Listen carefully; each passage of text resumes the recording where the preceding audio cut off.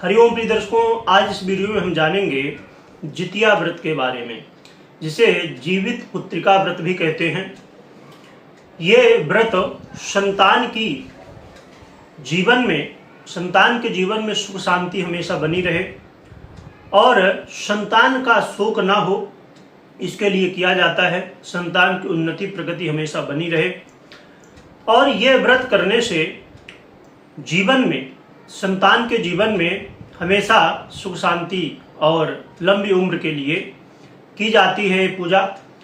और ये व्रत बड़ा महत्वपूर्ण है, क्योंकि जैसे छठ का व्रत रखा जाता है उसी तरह इसका भी जो नियम है वो थोड़ा सा कठोर है। और इसी तरह क्योंकि इसमें ये 3 दिन का व्रत होता है। पहले दिन नहाए खाए होता है। इस दिन पहले दिन जो है तो नहा खा के नहाते हैं, महिलाएं माताएं नहाती हैं और नहा के फिर एक बार भोजन करती हैं, परंतु पानी पी सकती हैं। और दूसरे दिन जो है तो जब व्रत होता है उसमें पानी भी नहीं पिया जाता है, निर्जला रखा जाता है। और फिर तीसरे दिन पारण किया जाता है। तो ये 3 दिन का व्रत होता है। और पहले दिन जब व्रत होता है तो स्नान आदि से निवृत्त होके भोजन करके और फिर शाम को सब्जी बनती है।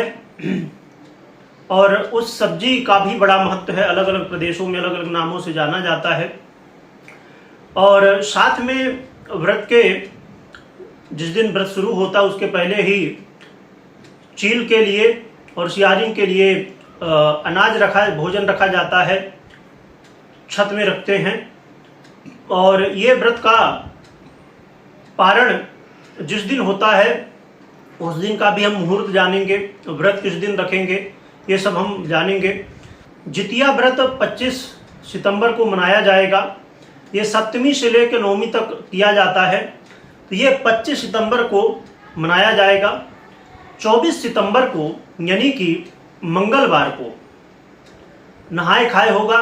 25 सितंबर बुधवार को व्रत रखेंगे निर्जला। और फिर 26 तारीख को यानी कि गुरुवार को पारणा होगा। तो ये पारणा के लिए और पूजा के लिए मुहूर्त, तो सबसे पहले हम पूजा के लिए मुहूर्त जान लेते हैं।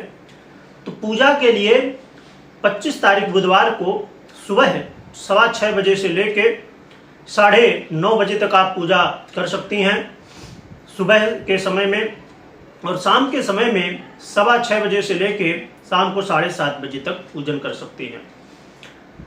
और दूसरे दिन यानी कि 26 तारीख गुरुवार को पारणा के लिए 6:21 से लेके और 8:30 बजे तक आप पारणा कर सकती हैं। तो ये पारणा का समय रहने वाला है। आपने जान भी लिया कि क्या होता है। पहले दिन नहाने के बाद भोजन किया जाता है और भोजन मात्र एक बार किया जाता है। पानी आप पी सकती हैं। दूसरे दिन आपको निर्जला व्रत रखना है।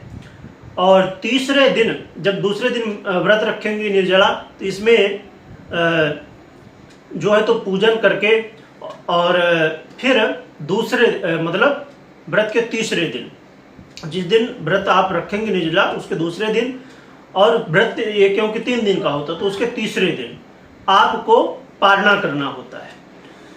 और पारणा के बाद जल भी पिलाया जाता है। जब पारणा किया जाता है जल पिला के पारणा किया जाता है। और फिर जो भी सामग्री जहाँ बनती है, आपके अलग अलग प्रदेशों में अलग अलग मान्यताएं हैं, उसके अनुसार वो चीज़ें आप ग्रहण कर सकती हैं। तो ये व्रत बहुत ही प्रभावी व्रत होता है। संतान की सुरक्षा के लिए, संतान की सुरक्षा हो सके और साथ में माताओं को संतान का दुख ना प्राप्त हो, है ना, क्योंकि ये जीवन का सबसे बड़ा दुख होता है।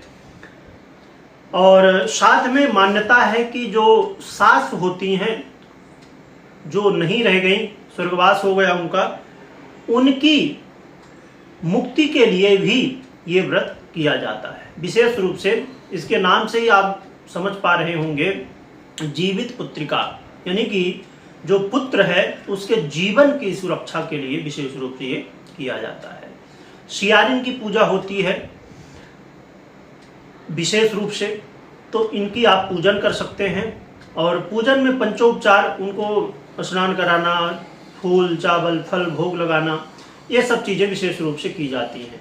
और आपके प्रदेश में जो भी पद्धति हो उसके अनुसार भी आप पूजा कर सकते हैं। कोई प्रश्न हो तो आप कमेंट कर सकते हैं। और बहुत जल्द आने वाले समय में नवरात्रि प्रारंभ होने वाली है, उसकी भी वीडियो आ गई है, कब नवरात्रि है तो उसे भी आप देख सकती हैं। नवरात्रि से जुड़े हुए कोई भी आपके सवाल हो तो आप कमेंट कर सकते हैं। वीडियो देखने के लिए बहुत बहुत धन्यवाद।